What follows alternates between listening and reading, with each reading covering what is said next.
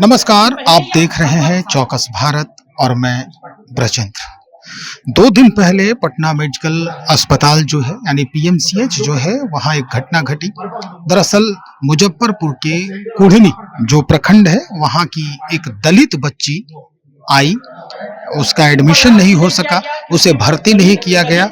उसके साथ क्या कुछ घटनाएं घटी थी, लगातार आपने सोशल मीडिया, अपने टीवी चैनलों और अखबार के माध्यम से जानकारी ली होगी। दरअसल इस बात को लेकर जो सत्ता पक्ष के लोग हैं वो कहीं न कहीं संज्ञान नहीं लिया। इस तरह की बातें अब सामने आ रही हैं। लेकिन उसी पक्ष में यानी भारतीय जनता पार्टी के जो प्रदेश प्रवक्ता रहे आसीत नाथ तिवारी, उन्होंने रिजाइन कर दिया। इस मुद्दे को लेकर उन्होंने अपने ट्वीट पर एक ट्वीट किया जिसे डिलीट करने का दबाव भी दिया गया, लेकिन ये अपने अटल इरादे पर डटे रहे। आज सीधा हम आसीत नाथ तिवारी जी से जुड़ रहे हैं।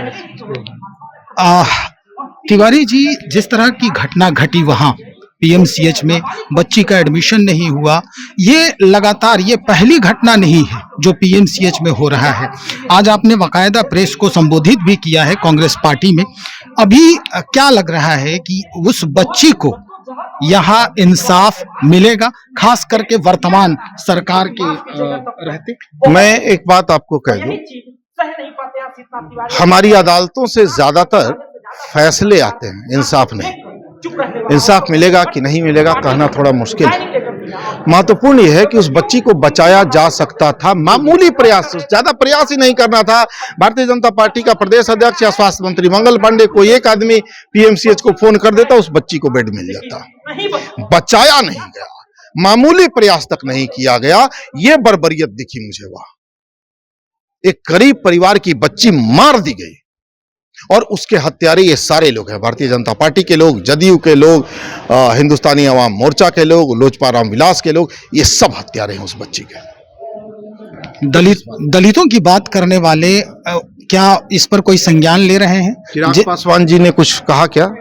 जीतन राम मांझी जी की जुबान चली क्या? दलितों की बात करने वाले चिराग पासवान और जीतन राम मांझी की निगाह में दलित सिर्फ उनके परिवार में है। बहनोई, दामाद, फूफा, मौसा, इनके अलावा कोई उनको दलित दिखता है क्या? उनके अपने परिवार के बाहर इन दोनों को दलित दिखता ही नहीं है। दिक्कत यही है सर। आपने जब अपने ट्विटर पर पोस्ट किया तो इसे डिलीट करने का भी दबाव आपके ऊपर आया? हाँ, मुझे बहुत दबाव दिया गया। डॉक्टर संजय जायसवाल जी ने तो डिलीट कर दिया। ऋणविहीन आदमी निकले, कायर। मैंने नहीं किया। मैं टिका।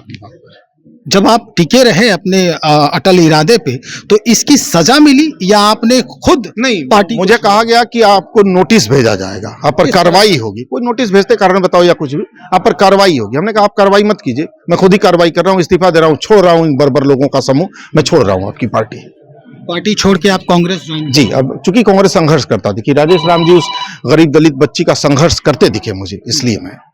अच्छा, अभी आप जब प्रेस को संबोधित कर रहे थे, अच्छा कुढ़नी अभी जाएंगे, तो क्या वहां से कुछ सूचना मिली? हाँ, अब एक और घटना वहां हुई है। कल एक दलित बच्ची का रेप के बाद मर्डर हुआ है। हम लोग वहां जाना चाह रहे हैं। नहीं, चलिए, तो हम रोकेंगे नहीं आपको। बहुत शुक्रिया जानकारी देने के लिए।